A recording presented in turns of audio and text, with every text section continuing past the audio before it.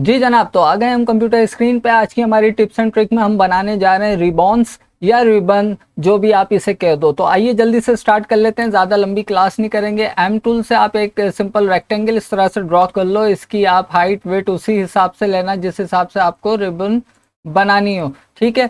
उसके बाद मैं इसकी अनदर कॉपी ले रहा हूँ ऑल की मदद से, ठीक है, इस तरह से। और इसका ये जो सेंटर पॉइंट है जो मैंने कॉपी ली, इसको मैं सेलेक्ट करूंगा बिल्कुल सेंटर पॉइंट से और लाके रख दूंगा जो ऊपर वाला मेरा रेक्टेंगल है उसके लेफ्ट बॉटम वाले एंकर पॉइंट पे, इस तरह से, ठीक है। मैं दोनों को सेलेक्ट करके इसका फिल बंद कर रहा हूँ ताकि आपको नज़र आ सके। अब आपको इसकी शेप नज़र आ रही है कि हुआ क्या है कि इस सेंटर पॉइंट पे लाके मैंने जो है इसको ओवरलैप करके रख दिया। अब मैं इसको सेलेक्ट कर रहा हूँ और ऑल की मदद से इसको छोटा कर रहा हूँ, ऑल की मदद से, ताकि दोनों साइडों से इस तरह से छोटा हो। जितना मुझे करना है मैं करूँगा, मुझे इतना करना था मैंने कर लिया। मैं और करना चाहता हूँ, मैं ऑल की मदद से और इसे छोटा कर देता हूँ। साथ ही आपने एक चीज़ नोटिस की होगी कि जब भी मैं अपनी किसी शेप को बड़ा या छोटा करता हूँ तो इसका स्ट्रोक भी जो है उसके साथ बड़ा या छोटा या कम हो जाता है। जैसे कि इसका स्ट्रोक इस वक्त 1 पॉइंट है, अगर आप यहाँ देखो स्ट्रोक में, और इसका स्ट्रोक अगर मैं आपको दिखाऊं तो 0.550 है, ठीक है। तो ऐसा क्यों हुआ है? ऐसा इसलिए हुआ है कि आप अगर एडिट के मेन्यू में जाओगे, प्रीफेंसिस जनरल, जनरल में आओ तो यहाँ देखें चेक लगा हुआ है scale corner, scale strokes and effect. यानी कि इसका मतलब यह हुआ कि जब भी आप अपने ऑब्जेक्ट ड्राइंग या पाथ को स्केल अप या स्केल डाउन करोगे तो उसमें मौजूद इफेक्ट या उसमें मौजूद उसके स्ट्रोक्स भी scale up and scale down होंगे। तो आप वहाँ से अगर चेक हटा दोगे तो ये प्रॉब्लम आपको नहीं आएगी। तो फिलहाल मैं अभी चेक नहीं हटा रहा, इन दोनों को सेलेक्ट करके इसकी यहाँ वैल्यू 1 पॉइंट कर देता हूँ।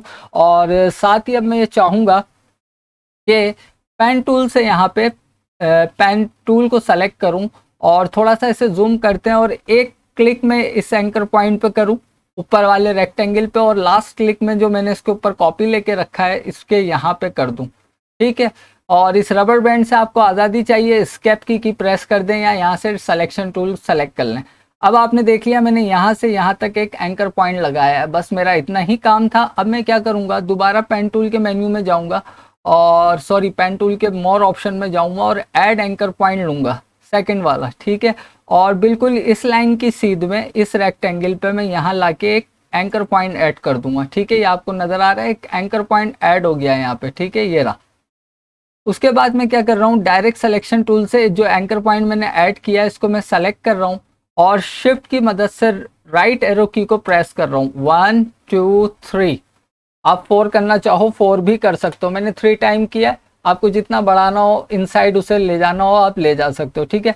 मेरा यहाँ तक काम हो गया। अब मैं क्या चाह रहा हूँ, इन तीनों को मैंने सेलेक्ट किया है, शेप बिल्डर टूल लिया है और इस वाली शेप को जो बड़ा रेक्टेंगल है उसको ये ओवरलैपिंग पार्ट के साथ या तो मैं मिक्स कर दूंगा यानी या फिर ऑल की मदद से इसे माइनस कर दूंगा। तो जो भी मुझे सहूलत है वो मैं कर सकता हूँ, तो मैं इसे यूनाइट कर देता हूँ या मर्ज कर देता हूँ, ठीक है।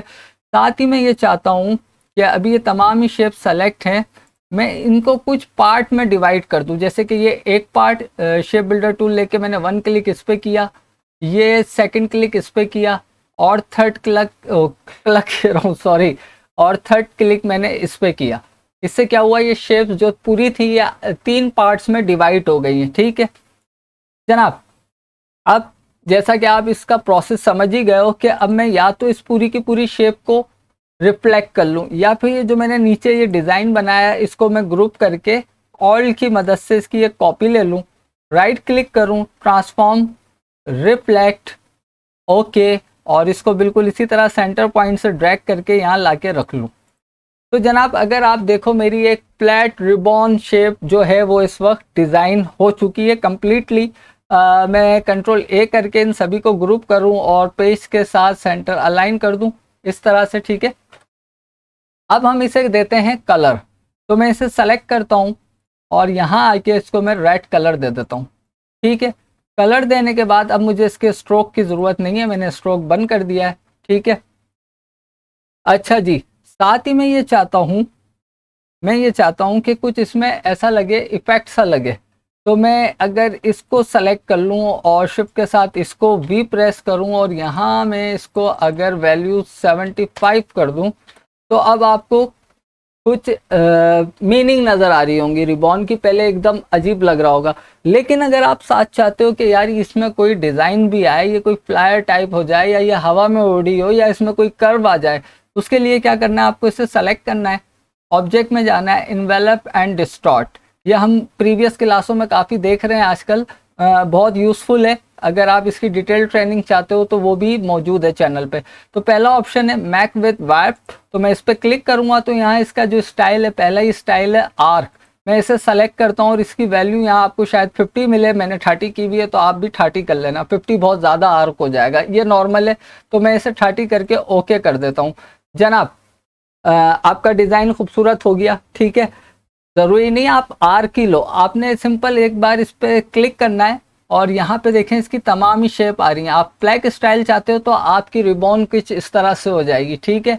आप कोई और यहाँ से इवन के आप ये फिश स्टाइल चाहते हो, आप ऐसी रिबॉन बना लो, आपको कोई मेहनत नहीं करनी है। यहाँ जो स्टाइल ऑलरेडी है आपको बस उसी को अप्लाई करते जाना है और डिफरेंट स्टाइल जो है उसके मज़े लेते जाना है। तो सबसे अच्छा आर्क लगता है तो आप आर्क रहने दीजिए और उसके बाद ऑब्जेक्ट में जाइए, या तो यहाँ से एक्सपेंड कर दें या फिर इन्वेलप एंड डिस्टॉर्ट में जाके यहाँ से एक्सपेंड कर दें, ठीक है। अब जनाब ये हो गया एक्सपेंड। अच्छा जी, आप अगर ये चाहते हो कि यार ठीक है मैंने इन्वेलप एंड डिस्टॉर्ट तो लगा दिया, लेकिन कुछ मैं इसके अंदर और कर्व वगैरह या मॉडिफिकेशन करना चाह रहा था अपने तौर पे, तो बहुत सिंपल है। आप ऐसा करो कि यहाँ आ जाओ पेन टूल में, मोर ऑप्शन के अंदर एंकर पॉइंट टूल। अब जैसे अगर मैं ये चाहूँ कि मैं इसको यहाँ से बिल्कुल सेंटर से आइडिया से यहाँ से सेलेक्ट करके इसे ऊपर की तरफ इस तरह कर्व कर दूं, इतना शिफ्ट की मदद से या विदाउट शिफ्ट, ये अब आपकी मर्जी पे है, ठीक है। इतना आपने इसे कर्व कर दिया। इसी तरह इसको भी सेंटर पॉइंट से सेलेक्ट कीजिए और इसे भी आप इतना कर्व कर दे। तो देखो आप इस तरह से भी इसमें स्टाइल ला सकते हो रिबॉन में, ठीक है। आप मोहताज नहीं हो कि आप इन्वेलप डिस्टॉर्ट से ही करो। मैंने इन दो एंकर पॉइंट को सेलेक्ट करना है और इनको यहाँ से थोड़ा सा राउंड करना चाहूँ तो मैं थोड़ा सा इसे राउंड भी कर सकता हूँ। तो इस तरह से आप रिबॉन को और डायरेक्ट सिलेक्शन टूल से, इन्वेलप डिस्टॉर्ट से रिबॉन का पूरा एक शेप बनाने के बाद उसके साथ खेलो, अच्छे अच्छे खूबसूरत से रिबॉन बनाओ। आपको इसकी विड्थ बढ़ानी है, ऑल्ट की मदद से वो भी बढ़ा दो आप, ठीक है, तो इसकी विड्थ भी बढ़ जाएगी, ठीक है। तो मुझे उम्मीद है आपको रिबॉन बनाने की क्लास समझ आई होगी, पसंद आई होगी। कोई प्रॉब्लम है, कोई इश्यू है अबाउट दिस क्लास तो मुझे ज़रूर कमेंट करके बताइएगा। और मज़ीद जो मेरी क्लासेस आ रही हैं उन्हें बागौर देखिए, समझिए, खूब प्रैक्टिस कीजिए। हमेशा कहता हूँ भाई प्रैक्टिस बहुत ज़रूरी है। तो अपना बहुत ख्याल रखिएगा। Too much take care. अल्लाह हाफिज़।